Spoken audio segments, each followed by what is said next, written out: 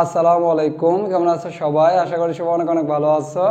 আজকে আমরা তোমাদের জন্য খুবই গুরুত্বপূর্ণ একটা ভিডিও নিয়ে হাজির হলাম। ভিডিওটি টাইটেল তোমরা বোর্ডে দেখতেছো, রসায়ন প্রথম পত্র সাজেশন 2024 এইচএসসি 2024 সালের পরীক্ষার সম্ভাব্য ডেট 30শে জুন। তার মানে পরীক্ষার আর মাত্র 60 দিন সময় আছে। এই 2 মাস সময়ের মধ্যে রসায়ন প্রথম পত্র এবং রসায়ন দ্বিতীয় পত্রের কোন টপিকসগুলো পড়ে সহজে আমরা A+ অর্জন করতে পারবো সেই সাজেশনটাই আজকে তোমাদেরকে দেবো। প্রচণ্ড গরম, তোমরা আমার দেখেই বুঝতে পারতেছো, এবং কারেন্ট থাকতেইছে না। এর মধ্যে তোমাদের জন্য ভিডিওগুলো করতেছি। ভিডিওগুলো ভালো লাগলে অবশ্যই লাইক দেবে এবং ফ্রেন্ডদেরকে শেয়ার করবে। চলো তাহলে আমরা সাজেশনের এই ক্লাসটা শুরু করি। রসায়ন প্রথম পত্রের মোট 5টি চ্যাপ্টার আছে। শর্ট সিলেবাসে অনুযায়ী একটি চ্যাপ্টার বাদ দেওয়া হয়েছে। তার মানে 4টি চ্যাপ্টার পড়লেই আমরা A+ পাবো। 4টি চ্যাপ্টারের মধ্যে যদি তোমরা যে কোনো 3টা চ্যাপ্টার পড়ো তাহলে আমরা A+ পাবো। একটা চ্যাপ্টার আমরা ওটা পড়বো না তা না, ওটা আমরা ব্যাকআপ হিসেবে রাখবো। কোন 3টা চ্যাপ্টার প্রথমে তোমাদের পড়া উচিত, তারপরে ব্যাকআপ কোনটা রাখবে সেটাও আমি এই ভিডিওতেই বলে দেব। আমার মনে হয় প্রথমে তোমাদের রসায়ন প্রথম পত্রের দ্বিতীয় অধ্যায় শুরু করা উচিত। এটা হচ্ছে আমাদের টার্গেট করা উচিত। দ্বিতীয় অধ্যায়ের নাম হচ্ছে গুণগত রসায়ন।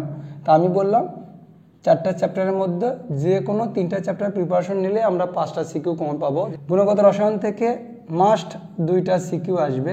সেই 2টা সিকিউ, প্রথম সিকিউটা আসবে কোথায় থেকে? প্রথম সিকিউটা আসবে পরমাণু মডেল থেকে। পরমাণু মডেল তোমরা জানো, বোর পরমাণু মডেল আছে, রাদারফোর্ড পরমাণু মডেল আছে। পরমাণু মডেলে স্পেশালি আসবে 2টা মডেলের মধ্যে তুলনা। এটা গ অথবা ঘতে থাকবে, খুবই গুরুত্বপূর্ণ। বোর মডেল এবং রাদারফোর্ড মডেলের মধ্যে পার্থক্য কী, বোর মডেল রাদারফোর্ড মডেলের সীমাবদ্ধতাগুলো খুবই গুরুত্বপূর্ণ, এবং আলফা কণা বিচ্ছুরণ পরীক্ষা এটাও গুরুত্বপূর্ণ, খুবই গুরুত্বপূর্ণ। এখান থেকে তোমরা গ অথবা ঘতে তোমরা 3 অথবা 4 মার্ক কমন পেয়ে যাবে। এবং এর সাথে হাইড্রোজেন বর্ণালী নিয়ে আমাদের ডিটেলস বলতে হবে, কিভাবে হাইড্রোজেন বর্ণালী সৃষ্টি হয়, এবং বিভিন্ন ধরনের যে সিরিজগুলো আছে এই সিরিজগুলো মনে রাখতে হবে। প্লাস এখান থেকে ম্যাথ, স্পেশালি 1/λ সমান RH 1/n² 1/n², এই ম্যাথটা খুবই গুরুত্বপূর্ণ। এবং এছাড়াও আরও 3 টাইপের ম্যাথ আমরা করব। এই ম্যাথগুলো আসার সম্ভাবনা আছে। যে কোনো একটা সিরিজ দিয়ে বলে যে তার তরঙ্গ দৈর্ঘ্য নির্ণয় করো, যেমন আসতে পারে বামার সিরিজের 3rd লাইনের তরঙ্গ দৈর্ঘ্য কত, তরঙ্গ দৈর্ঘ্য, বা বামার সিরিজের বা যে কোনো সিরিজের সর্বোচ্চ তরঙ্গ সংখ্যা কত, সর্বোচ্চ শক্তি কত, বা সর্বোচ্চ ফ্রিকোয়েন্সি কত। এই জিনিসগুলো আমরা দেখব। তরঙ্গ দৈর্ঘ্য, তরঙ্গ সংখ্যা, শক্তি এবং কম্পাঙ্ক, সর্বোচ্চ অথবা সর্বনিম্ন যে কোনো সিরিজের খুবই গুরুত্বপূর্ণ। এই দুটো যদি টপিকস পড়ো তাহলে তোমরা 7 মার্ক কমন পাবে। ক এবং খর জন্য আমরা আলাদা করে একটা ভিডিও দেব। এই গ এবং ঘতে এই দুটা থেকে আশা করি তোমরা একটা সিকিউ কমন পাবে। সেকেন্ড সিকিউ এখান থেকে আসবে, সেটা হচ্ছে দ্রাব্যতার উপর ভিত্তি করে। দ্রাব্যতা থেকে কি কি পড়বো? কেএসপি এবং কেআইপি A to Z সব কিছু পড়বো। এবং দ্রাব্যতার নির্ভরশীলতা খুবই গুরুত্বপূর্ণ, স্পেশালি দ্রাব্যতার ওপর তাপমাত্রার নির্ভরশীলতা, অর্থাৎ তাপহারির ক্ষেত্রে কেমন হবে, তাপ উৎপত্তির জন্য কেমন হবে, এবং চাপের প্রভাব, দ্রব্যের প্রকৃতি, দ্রাবের প্রকৃতি, এগুলো খুবই গুরুত্বপূর্ণ আমাদের দেখতে হবে। এবং দেখতে হবে আমাদের অধক্ষেপ পড়বে কি না, তার ম্যাথ অধক্ষেপ পড়বে কি না, পড়বে না, এই ম্যাথটা খুবই গুরুত্বপূর্ণ। এবং এখান থেকে আমরা পড়ব সম আয়ন প্রভাব। সম আয়ন প্রভাব কি এবং তার হচ্ছে ম্যাথ, খুবই খুবই খুবই গুরুত্বপূর্ণ এটা। এবং এটার সাথে তোমরা আর একটা টপিকস পড়ে ফেলো, সেটা হচ্ছে কোয়ান্টাম সংখ্যা। কোয়ান্টাম সংখ্যা, কোয়ান্টাম সংখ্যা থেকে কি কি পড়বো স্যার আমরা? যেমন 4টা কোয়ান্টাম সংখ্যার তাৎপর্য কী, এবং যে কোনো একটা শক্তি স্তর দিতে পারে, বলতে পারে সেই শক্তি স্তরে কতগুলো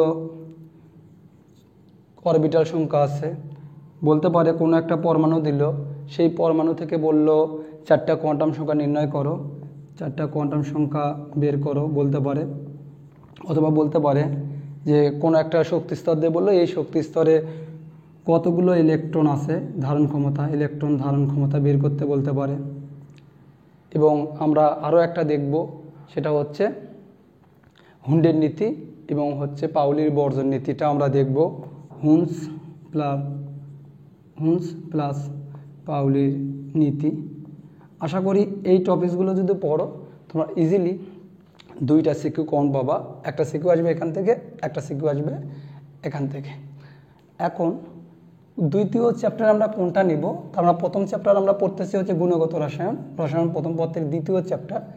এরপরে আমরা পড়ব হচ্ছে চতুর্থ অধ্যায়। চতুর্থ অধ্যায়ের নাম কি? রাসায়নিক পরিবর্তন। রাসায়নিক পরিবর্তন।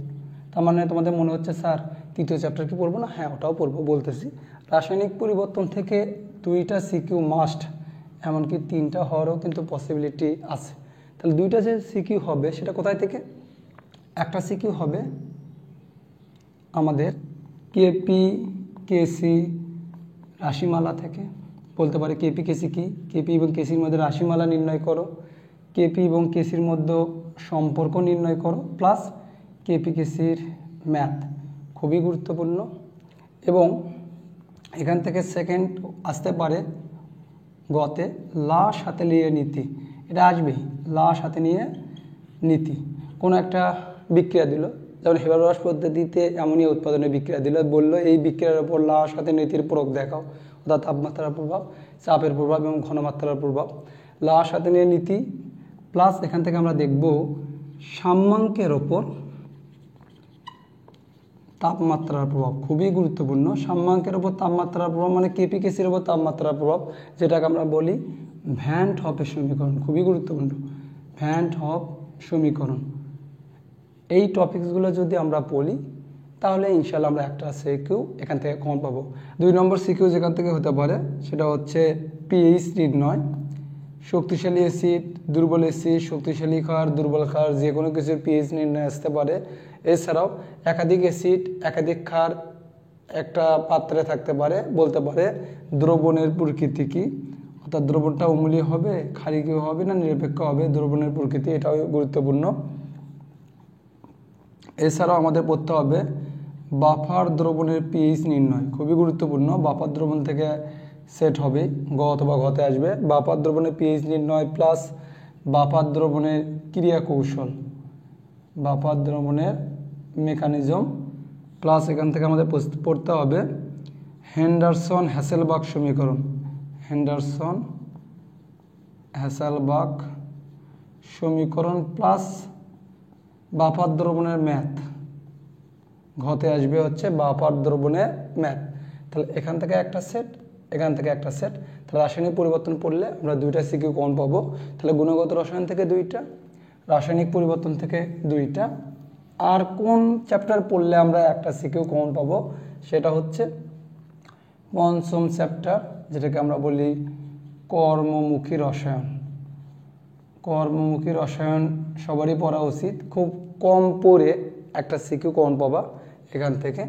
সেটা হচ্ছে একটা টপিকস পড়বো, এটাই হচ্ছে আমাদের জন্য সুপার ইম্পর্টেন্ট। সেটা হচ্ছে ভিনেগার।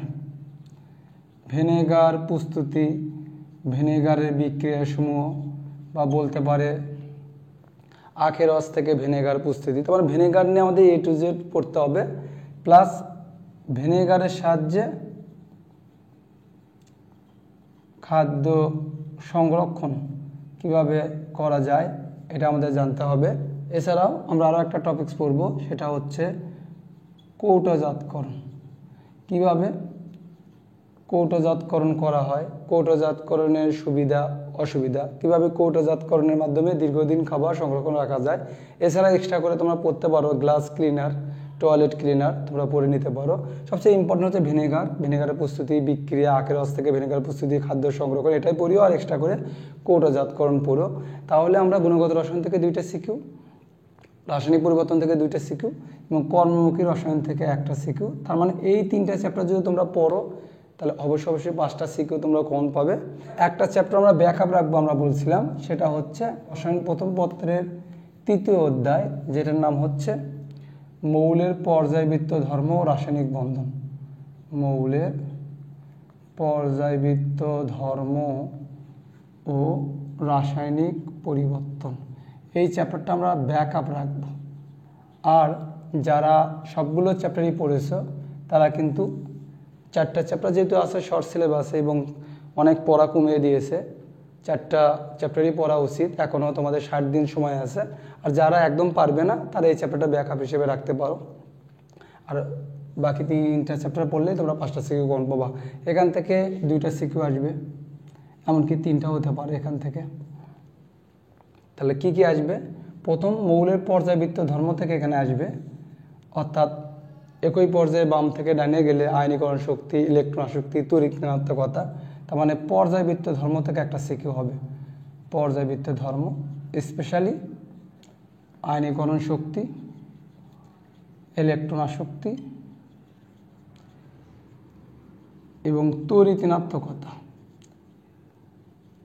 এই 3টা টপিকস কীভাবে একই পর্যায়ে বাম থেকে ডানে গেলে বাড়ে কমে, বা একই গ্রুপে উপর থেকে নিচে গেলে কমে, প্লাস এই 3টা টপিক্সের ব্যতিক্রম, এটা একটু বেশি গুরুত্বপূর্ণ। যেমন নাইট্রোজেনের আয়নীকরণ শক্তি কেন অক্সিজেনের চেয়ে বেশি, কেন ফসফরাসের আয়নীকরণ শক্তি সালফারের চেয়ে বেশি, বা ক্লোরিনের ইলেকট্রন আসক্তি কেন ফ্লোরিনের চেয়ে বেশি, এই বিষয়গুলো খুবই গুরুত্বপূর্ণ। বা ফ্লোরিনের তড়িৎ ঋণাত্মকতা কেন সবচেয়ে বেশি। এই 3টা টপিক্সের সাথে আরও একটা জিনিস একটু তোমরা পড়ে নিও, সেটা হচ্ছে আকার ও ব্যাসার্ধ, আকার ব্যাসার্ধের ক্রম কীভাবে বাড়ে কমে, প্লাস গলনাঙ্ক স্ফুটনাঙ্ক, এই বিষয়ে একটু পড়ে নিও তোমরা। এর সাথে আরও একটা বিষয় পড়বা, সেটা হচ্ছে ফাজানের নীতি, সেটা এই পোর্শনের মধ্যে আসবে, ফাজানের নীতি। এই কয়টা টপিক যদি তোমরা গুরুত্ব দাও, এখান থেকে একটা সিকিউ মাস্ট কমন পাবে ইনশাল্লাহ। সেকেন্ড, এখান থেকে যে সিকিউটা হবে সেটা হচ্ছে সংকরায়ন নিয়ে। সংকরায়ন নিয়ে, সংকরায়ন কীভাবে নির্ণয় করা হয়, যে কোনো অণুর সংকরায়ন নির্ণয়, অণুর আকৃতি কীভাবে আমরা ব্যাখ্যা করব, কেন বিভিন্ন অণুর সংকরণ একই হওয়া সত্ত্বেও আকৃতি চেঞ্জ হচ্ছে, যেমন মিথেন, অ্যামোনিয়া, পানি, সবগুলো sp3 সংকরণ হওয়া সত্ত্বেও কেন বন্ধন কোণের মান আলাদা হচ্ছে, খুবই গুরুত্বপূর্ণ। বন্ধন কোণটা লিখে দিই, এটা খুবই গুরুত্বপূর্ণ। Plus VSEPR theory, valence shell electron pair repulsion theory, এই থিওরির মাধ্যমে কীভাবে আমরা অণুর আকৃতি প্রেডিকশন করতে পারি, খুবই গুরুত্বপূর্ণ। এর সাথে আর একটা টপিক, সেটা আরও বেশি গুরুত্বপূর্ণ, সেটা হচ্ছে হাইড্রোজেন বন্ড। হাইড্রোজেন বন্ধন থেকে আসবে। হাইড্রোজেন বন্ধন যেমন আসতে পারে তোমাদের ভৌত অবস্থাগুলো কীভাবে চেঞ্জ হচ্ছে, হাইড্রোজেন বন্ধনের কারণে ভৌত অবস্থাগুলো চেঞ্জ। H2S হচ্ছে গ্যাস, H2O কেন তরল, এই ধরনের কোশ্চেনগুলো হাইড্রোজেন বন্ডটা আমরা এখান থেকে দেখব। তাহলে সংকরণ নিয়ে A to Z সব কিছুই, বন্ধন কোনটা, ভিসপার থিওরিটা খুবই আমরা গুরুত্ব দেব, এবং সিগমা বন্ড পাই বন্ধন কীভাবে গঠিত হয়, এবং হাইড্রোজেন বন্ড, এটা নিয়ে একটা শিখো। তা আশা করি তোমরা বুঝতে পারছো যে কোন 3টা চ্যাপ্টার পড়লে তোমরা 5টা সিকিউ আরামে অ্যান্সার করতে পারবে। আর তোমরা যারা ভালোভাবে পড়েছো তারা 4টা চ্যাপ্টারই পড়বে, যেহেতু শর্ট সিলেবাস। তা তোমাদের ভিডিওটা দেখে কেমন লাগলো অবশ্যই কমেন্ট করে জানাবে। ভিডিওটা ভালো লাগলে লাইক দেবে এবং ফ্রেন্ডদেরকে শেয়ার করবে। রসায়ন দ্বিতীয় পত্রের সাজেশন চাও কি না তোমরা অবশ্যই এই ভিডিওর কমেন্ট লিখে কমেন্ট করবে। তোমাদের যদি রেসপন্স ভালো দেখি রসায়ন দ্বিতীয় পত্রের সাজেশন নিয়ে আসার চেষ্টা করব। পরবর্তী ভিডিও দেখার আমন্ত্রণ জানিয়ে আজকে এইটুকুই। এতক্ষণ সঙ্গে থাকার জন্য তোমাদেরকে অসংখ্য ধন্যবাদ। All the very best.